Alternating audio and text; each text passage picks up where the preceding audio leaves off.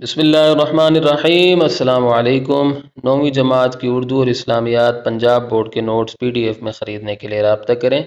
What's app اور mobile number 0321 2280 942۔ انشاءاللہ آج کی ویڈیو میں آپ کے سامنے 9ویں جماعت کی اسلامیات کی نئی کتاب جو کہ Punjab curriculum and text book board نے حال ہی میں شائع کی ہے اور اس سال سے پنجاب کے اسکولوں میں پڑھائی جا رہی ہے، اس کتاب کے 6 باب کے دوسرے حصے کے سبق صحابیات رضی اللہ تعالی عنہن کی مشق میں موجود کثیر الانتخابی سوالات یعنی MCQs پیش کروں گا۔ چونکہ یہ سبق بہت بڑا ہے تو اس کے میں نے حصے بنائے ہیں، یہ پہلا حصہ ہے، تو آج کے حصے میں صرف اس سبق کے کثیر الانتخابی سوالات یعنی MCQs کے بارے میں آپ کو بتایا جائے گا۔ تو آئیے ویڈیو شروع کرتے ہیں۔ اگر آپ میری سابقہ ویڈیوز جو میں نے اس کتاب کے بارے میں بنائی ہیں مکمل طور پر دیکھنا چاہتے ہیں تو اس ویڈیو کی ڈسکرپشن میں موجود لنک کو وزٹ کریں۔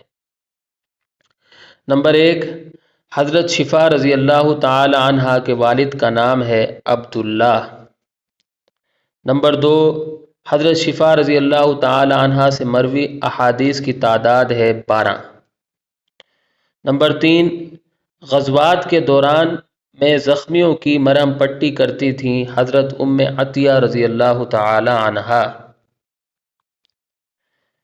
نمبر 4، حضرت ام سلیم رضی اللہ تعالی عنہا نے نبی کریم خاتم النبیین صلی اللہ علیہ وسلم کے ہونٹ مبارک سے مس شدہ کون سا ٹکڑا محفوظ کیا؟ مشق کا ٹکڑا، ٹھیک ہے۔ اچھا یہاں ایک غلطی ہو گئی ہے، تو یہاں 5 نہیں بلکہ 5 یہاں آئے گا، ٹھیک ہے۔ حضرت انس بن مالک رضی اللہ تعالی عنہ کی والدہ کا نام ہے حضرت ام سلیم رضی اللہ تعالی عنہا، تو یہاں نمبر 6 آ جائے گا۔ حضرت ام ایمن رضی اللہ تعالی عنہا کا آبائی علاقہ تھا حبشہ۔ نمبر 7، حضرت ام ایمن رضی اللہ تعالی عنہا نے غزوات میں خدمات سرانجام دیں زخمیوں کو پانی پلانے کی، ٹھیک ہے، یہ دیں ہوگا، چھوٹی چھوٹی غلطیاں ہو جاتی ہیں۔ نمبر 8، یہ نمبر 8 ہوگا، جنگ یمامہ میں شہید ہوئے حضرت ام عمارہ رضی اللہ تعالی عنہا کے بیٹے۔ نمبر 9، حضرت ابو بکر صدیق رضی اللہ تعالی عنہ کی بیٹی ہیں حضرت اسماء رضی اللہ تعالی عنہا۔